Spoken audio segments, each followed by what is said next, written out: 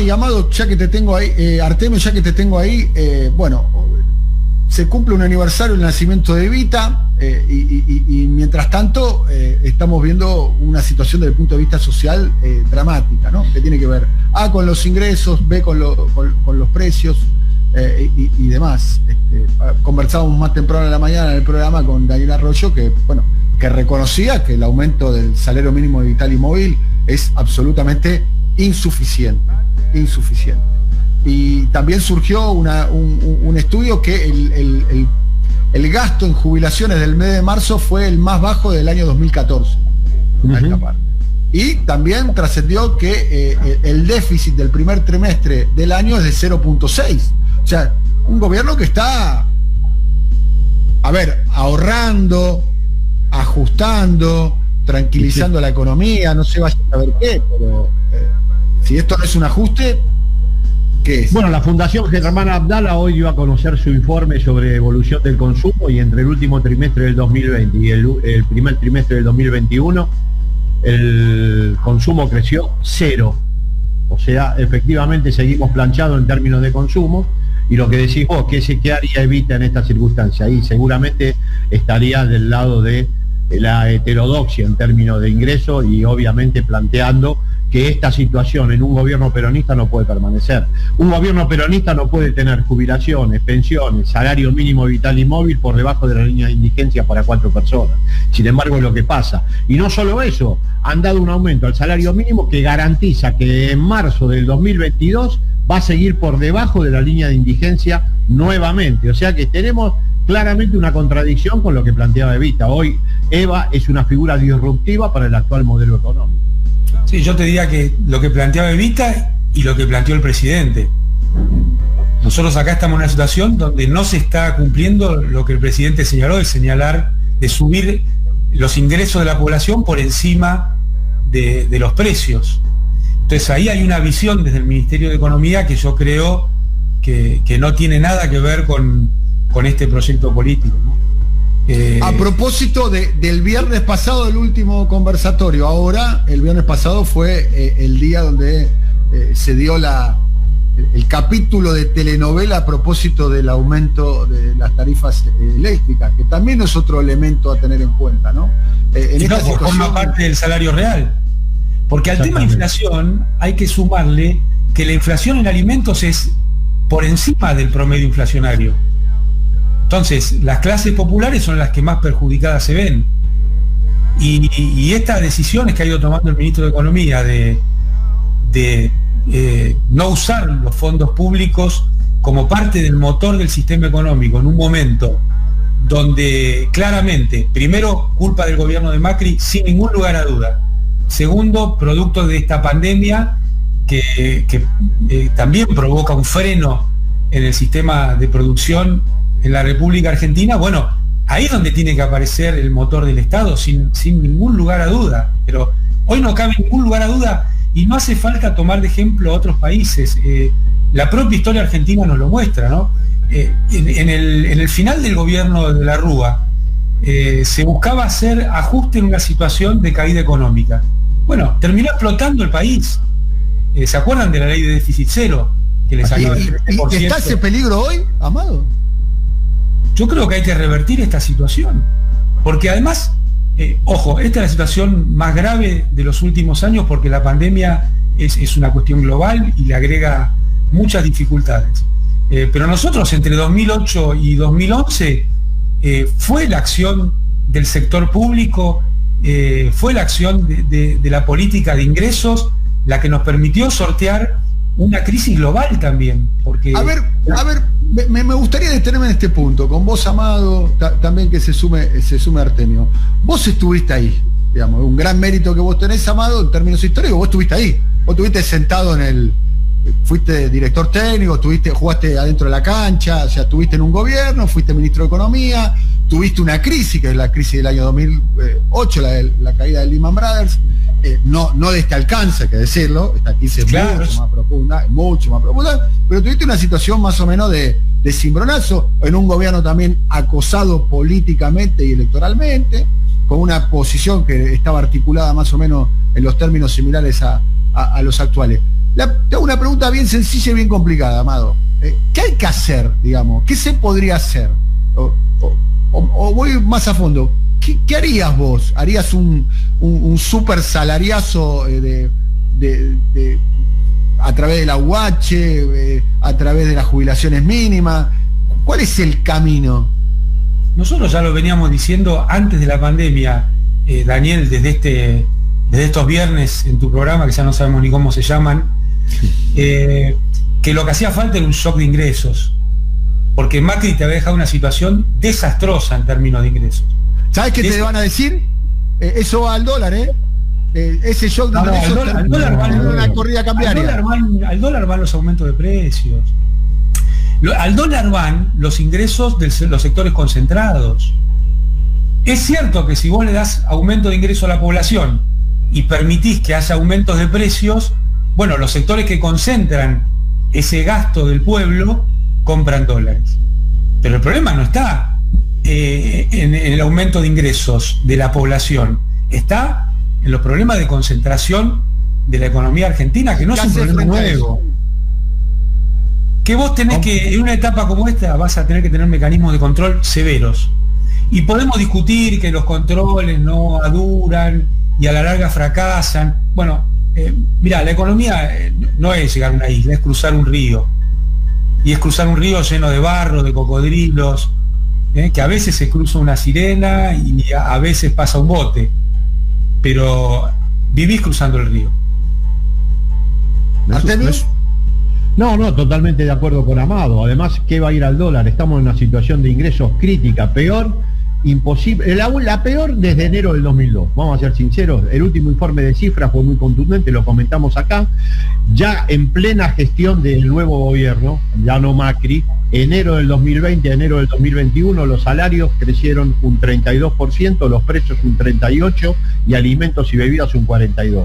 ¿Vos realmente creés que si hay una mejora de salarios por arriba de la inflación, las familias argentinas van a destinar ese ingreso al dólar? Por favor, eso es un cuento realmente infantil, absolutamente inconsistente, no tiene pruebas en el pasado reciente y es absolutamente necesario. Por eso nos sorprende que el consumo no crezca.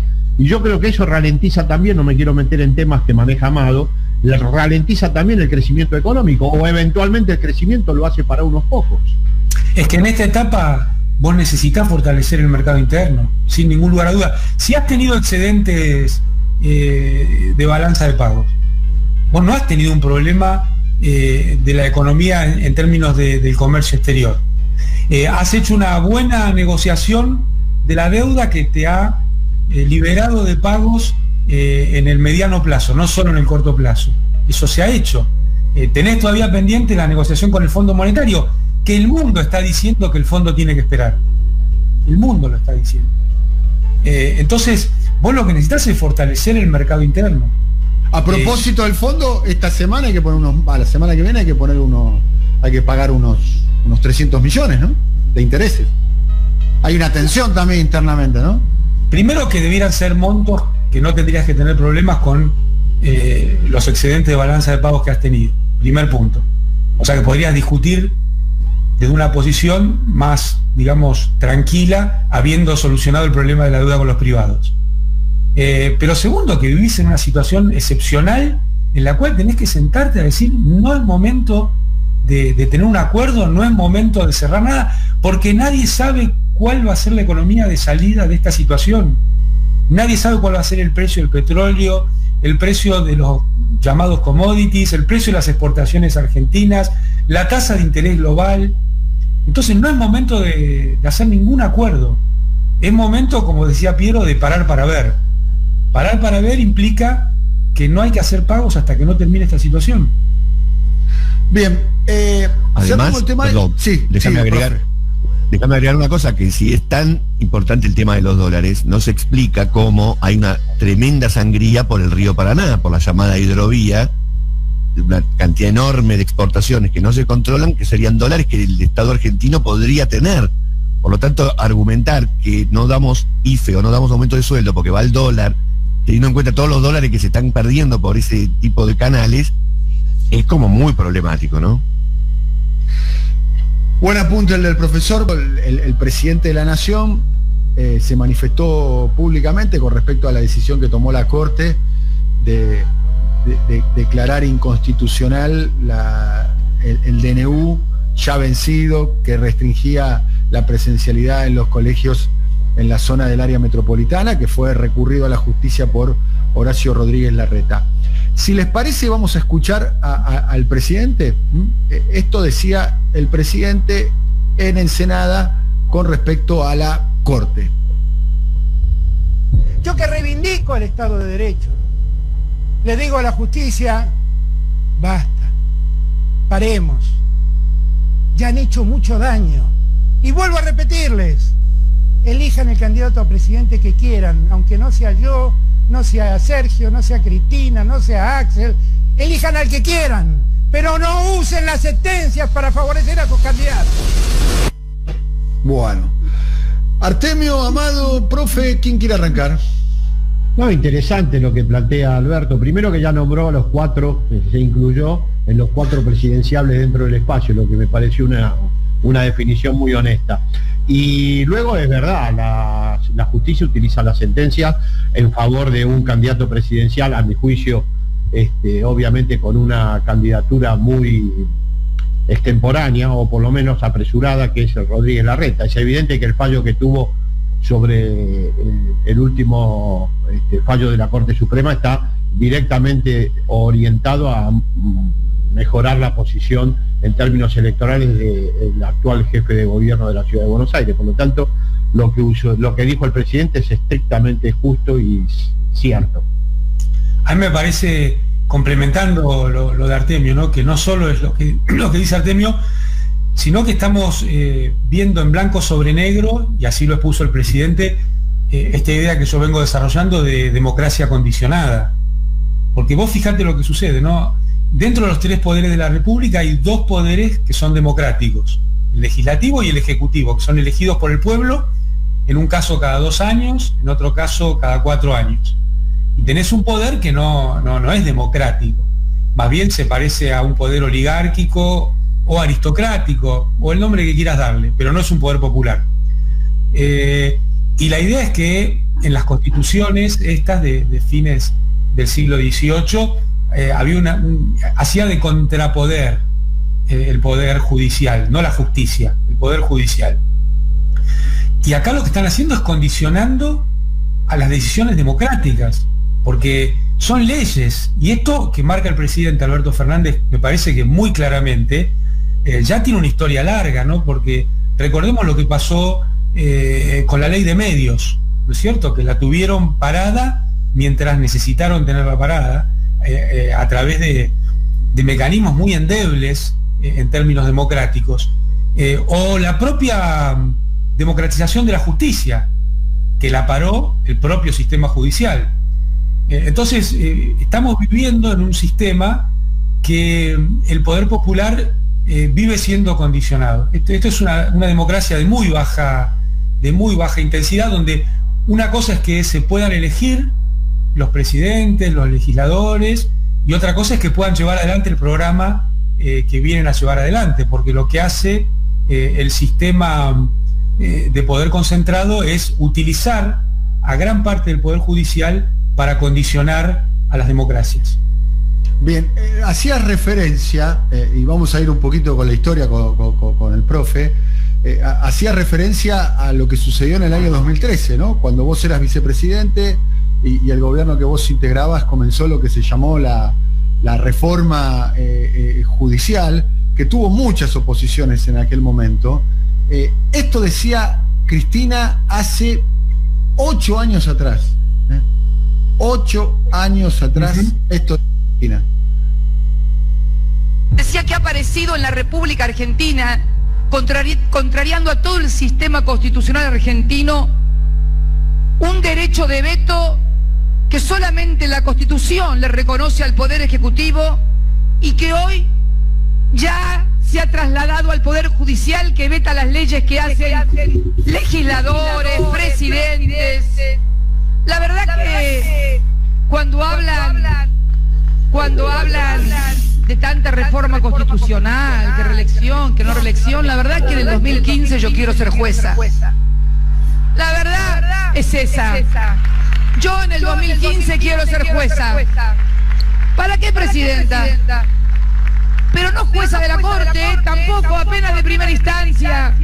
Una jueza federal por ahí perdida, o nacional y correccional, para que pueda tener simplemente una lapicera, un papel, una cautelar, firmar, y qué me importa lo que vota la gente, qué me importan los diputados, qué me importan los senadores, qué me importa el presidente, si le tumbo todo. Esta es la verdad, así que... Bueno, aparecía vos, Amado. Es lo mismo que estábamos hablando antes, ¿no? Es cómo se condiciona el poder popular, y entonces las reformas que hacen falta, que mejorarían la vida de las argentinas y argentinos, son vetadas desde el poder concentrado, utilizando al Poder Judicial. Claro. Bueno, y el Poder Judicial, como parte de aparato de Estado, el aparato represivo de Estado, aparece e irrumpe cuando efectivamente los sectores dominantes no logran consenso, cuando no pueden viabilizarlo a través del Parlamento. Por eso tanto protagonismo del Poder Central, del Poder Ejecutivo, del Poder Legislativo, porque a través de los mecanismos tradicionales, efectivamente de la justicia y el proyecto de clase que representan no pueden lograr construir consensos. Eso es un dispositivo que funciona cuando hay un déficit, una penuria de consenso para desplegar el proyecto de los sectores dominantes. ¿Qué es lo que pasa en Argentina hoy? No pueden desarrollar el proyecto a través de las vías tradicionales. Por lo tanto, tanto protagonismo del Poder Ejecutivo, que es del Poder Legislativo, que sabemos que ejerce una función de clase tradicional, porque la justicia no es solamente una corporación, es una corporación que defiende intereses de clase y proyectos de clase. No me cabe ninguna duda, y en Argentina está muy claro eso. Eso es una cuestión... Perdón, sí, dale. No, yo me quería hacer una pregunta al respecto, ¿no? Porque si esto que acabamos de escuchar tiene 8 años, y sabemos los problemas que tiene el Poder Judicial desde hace mucho más que 8 años, me pregunto si la estrategia inicial del gobierno de que la justicia se autodepure, de corregir todo con diálogo, etcétera, no hemos llegado a un punto en que claramente ha fracasado. Este es el inicio con el que empezó el gobierno, pero sabíamos los problemas que tenía el Poder Judicial. Los 4 años de Macri, en los años anteriores de Cristina, este es el mismo Poder Judicial. Entonces, estamos ante el fracaso de una política inicial. Eso me gustaría preguntarle, y sobre todo, ¿cómo se revierte ahora? Dado que no es lo mismo la fuerza que tiene un presidente cuando asume, las posibilidades que tiene de transformar cosas, que ya con el paso del tiempo el desgaste te va debilitando, ¿no?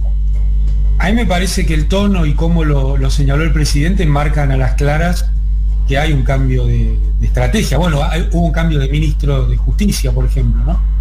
Es cierto lo que vos decís, que es distinto el impulso al comienzo que al final, pero yo creo que el presidente ha juntado y está juntando tanto con el esfuerzo que está haciendo en salud, la visibilidad que tiene. Vos fijate que se van a producir vacunas en la Argentina, de la vacuna Sputnik. Entonces, esa estrategia no fracasó. La estrategia, me parece que del tema vacunación, hay dificultades, son momentos de incertidumbre. Es lógico en un tema tan difícil, tan doloroso, tan global, pero Argentina tiene una estrategia clara, y yo creo que esto tiene una buena consideración en la gran mayoría de la población.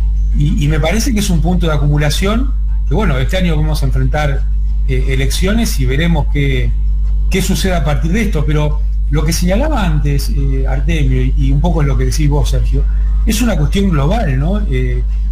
El otro día estaba releyendo a David Harvey en su breve historia del neoliberalismo, y ahí puntualiza el tema de las élites globales utilizando los sistemas de justicia y eludiendo los mecanismos democráticos para la toma de decisiones de las corporaciones. Esto que decía Artemio, la justicia de clase, la imposición.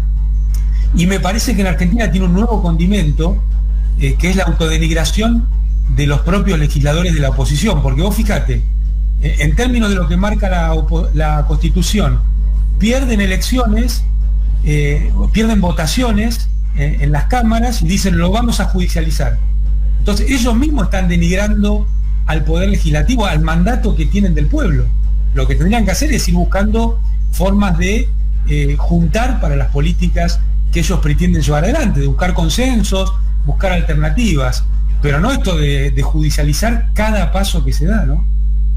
Quería aportar algo más con respecto al tema del Poder Judicial puntualmente, ¿no? Palacio de tribunales, en el palacio están los monarcas, los reyes. Aún hoy se define a los jueces y uno se dirige a ellos. A mí me ha tocado algún tipo de experiencia en ese sentido, como su señoría, como si fuera un resabio de la monarquía, cuando somos una república, ¿no? Se supone. De iguales. Una república de iguales, que son ciudadanos comunes, no sé, si ellos son los señores feudales, que yo soy un plebeyo, un siervo de la gleba, no, exactamente quiénes somos los otros. Luego, los cargos son vitalicios, como si fueran monarca, como si fueran un cargo para toda la vida. Bueno, vos bueno, para toda la vida. Después tienen un sistema de depuración, digamos, que es absolutamente ineficaz, que es el Consejo de la Magistratura, que me animaría a decir, junto al Consejo Deliberante de la Ciudad de Buenos Aires, son las dos peores instituciones de la República Argentina. No sé en qué orden, ¿no?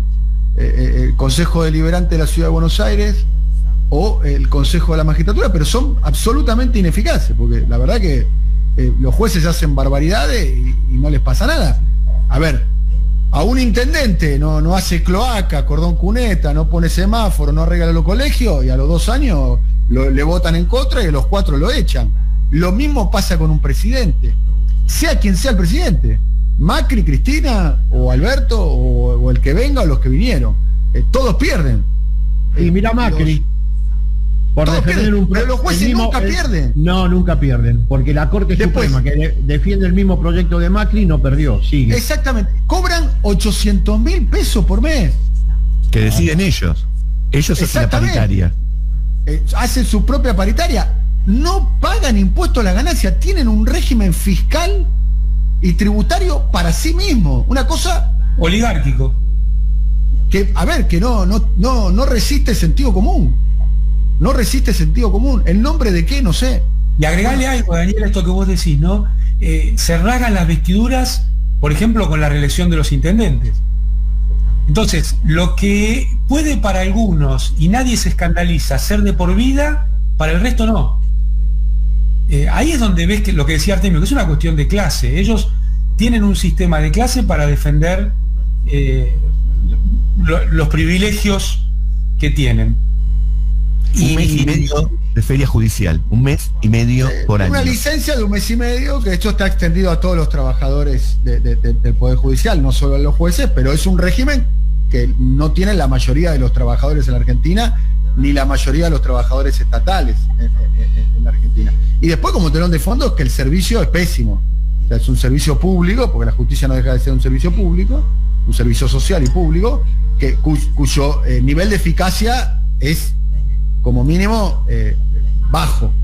Pero fíjate esto, por ejemplo, mira, en el caso Chicone, en un año la Corte le puso un 280 para no ni siquiera mirar lo que se decía y, digamos, convalidar una condena sin siquiera mirar los argumentos de Julio Mayer y de Raúl Zaffaroni.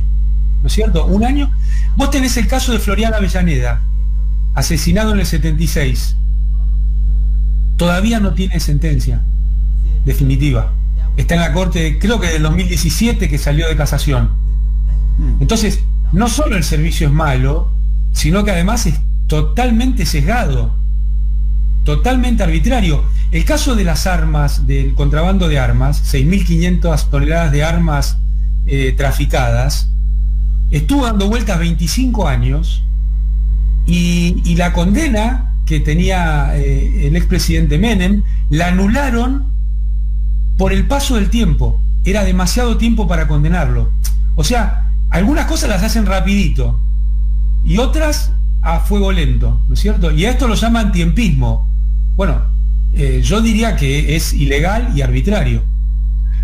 Vamos a cerrar este tema y lo último que quería compartir con ustedes y vamos a hablar, hoy Evita nació hace 102 años, es una fecha muy emblemática, una figura de las más importantes de la historia contemporánea argentina, sin duda alguna, María Eva Duarte Perón, y quería hablar un poquitito de, no Evita, como lo decíamos antes en el programa con el profe y demás, no Evita fosilizada en la historia, sino una Evita actual. A ver, ¿cómo vive Evita con un salario mínimo que no permite siquiera llegar a la indigencia? Hoy, 7 de mayo de hoy, ¿no? Para hablar como una figura que está esterilizada por el paso del tiempo, como quieren presentarlo muchos. Pero para cerrar el tema justicia, artículo 114 de la Constitución Nacional. Constitución Nacional, Constitución Nacional, de la base de la República, la ley de leyes y demás. Atribuciones del Consejo de la Magistratura. Serán atribuciones, seleccionar mediante concurso los magistrados, tribunales inferiores, emitir propuestas vinculantes, y el inciso 3 de las atribuciones del Consejo de la Magistratura es administrar los recursos y ejecutar el presupuesto que la ley asigne a la Administración de Justicia. La pregunta es, ¿por qué el dinero del Poder Judicial lo administra la Corte Suprema y no el Consejo de la Magistratura si la Constitución dice otra cosa? Bueno, porque la Constitución la interpretan ellos. Ahí está parte de lo que veníamos diciendo, ¿no? Están por encima. Te hago un montoncito, mirá, te hago un montoncito. Porque están por encima de la Constitución. Pero, a ver, la Constitución dice una cosa que es taxativa. Así es. O sea, Alberto Fernández puede agarrar la Constitución, leerla en público y decir, voy a hacer cumplir la Constitución, y los recursos del Poder Judicial, los campos, los plazos fijos, la paritaria, lo empieza a manejar el Consejo de la Magistratura. Pero Dani, lo que te dice Amado, Hayton de Nolasco, según la Constitución, se tendría que haber jubilado a los 75 años. Eso lo dice taxativamente la Constitución. Y ahí está. ¿Y quién interpretó la Constitución en ese sentido? La misma Corte cuando fue el caso Carlos Fait. Por lo tanto, ellos llegaron a hacer un fallo que dijeron que la Constitución decía algo inconstitucional. Desde ese punto de vista, tenemos que, si ellos son los últimos intérpretes de la Constitución, se han convertido en legisladores también. Sí, es la democracia condicionada. Es la democracia condicionada por un poder que no tiene nada que ver con las decisiones del pueblo argentino. Un poder de clase, el refugio del proyecto conservador en última instancia es el Poder Judicial.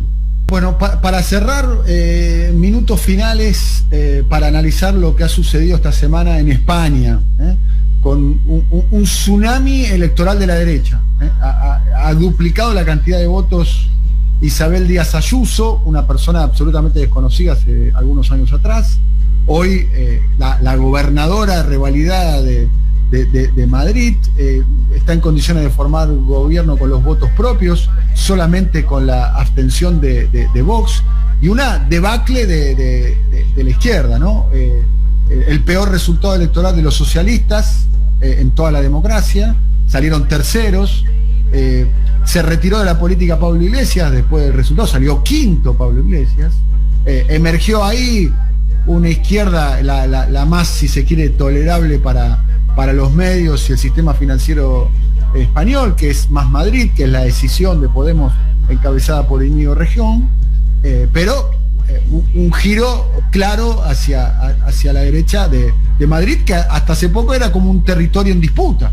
En la elección que se había hecho hace 2 años atrás, había ganado Ángel Gabilondo, que ayer anunció su retiro de la política también, y estuvo a un diputado de formar gobierno con la coalición de izquierda.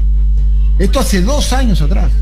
Eso desbarata la hipótesis de que Madrid es de derecha y que hay que explicar las elecciones por las características del distrito.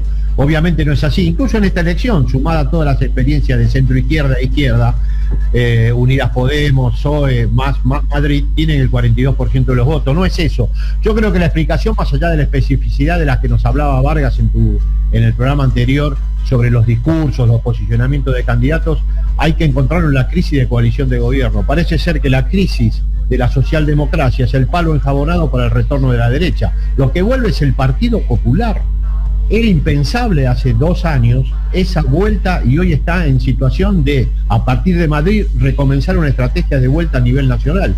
Y yo creo que lo que hay que analizar es cómo marcha la coalición entre el PSOE y Unidas Podemos a nivel nacional, porque no por nada han sido castigados los dos de manera muy importante en un territorio que fue el que dio origen a Unidos Podemos, que fue Madrid, o sea, el mismo territorio que le dio origen a la fuerza política que cambió el sistema de representación en España, por lo menos el bipartidismo que se instaló después de la transición. Es evidente que está señalando ahora que la crisis profunda de gobernabilidad que tiene a su cargo la socialdemocracia en el gobierno de España está claramente instalada para leer los resultados de Madrid. De hecho, Errejón, que tuvo una buena elección, tiene críticas muy puntuales a la más allá de que yo comparto que es una izquierda edulcorada, tiene 2 críticas centrales que realiza claramente a la coalición de Unidos Podemos. Primero, la reforma laboral, que no ataca la reforma laboral como prometieron en su discurso, y obviamente luego los niveles de ingreso, que no los vigila de la manera que prometió en el ingreso a su gobierno. Situación que había sido una y otra vez señalada por Pablo Iglesias como demeritante del gobierno nacional. O sea que Iglesias mismo señalaba que había límites en la coalición de gobierno. Ahora, y con esto termino, ¿cuál es la conclusión? Las coaliciones fallidas parece ser que castigan en general a los integrantes de la misma, pero con mayor intensidad al polo más dinámico. Iglesias se retira de la política, Pablo Iglesias. No es un dato menor que una elección en el distrito que vio nacer a Podemos termine siendo la sentencia de muerte para el liderazgo fundador de esa fuerza. Yo creo que hay que tener cuidado con las coaliciones que no cumplen su contrato electoral, porque finalmente entran en crisis y al mismo tiempo provocan mayor crisis en el polo más dinámico que las integra. Para cerrar, Amado. Sí, a mí me parece que lo que estamos viendo en España es un poco el final de una dinámica que empezó en los 80. No olvidemos que Margaret Thatcher dijo que su mayor éxito político fue el programa de Tony Blair. ¿Qué quiero decir? ¿A qué estamos invitando a las poblaciones desde los sectores progresistas, dinámicos, nacionales y populares? Llamarlos como quieras. Si el sector nacional y popular no invita a la población a transformaciones profundas, a transformaciones estructurales, la población no tiene por qué acompañarlo. Y entonces esto que decía Artemio, se convierten en propuestas edulcoradas, más vinculadas al sentido político de los banqueros, para ponerle un nombre, que al de las transformaciones estructurales. Entonces, si no hay una utopía atrás de la cual movilizar a la coalición, movilizar los deseos de las sociedades, ¿por qué te van a acompañar? Es más fácil ir en una cuestión donde no hay ruidos. Bueno, estuvimos cerrando este conversatorio, estamos probando la versión audiovisual que próximamente vamos a compartir con todos ustedes, así que lo van a poder ver.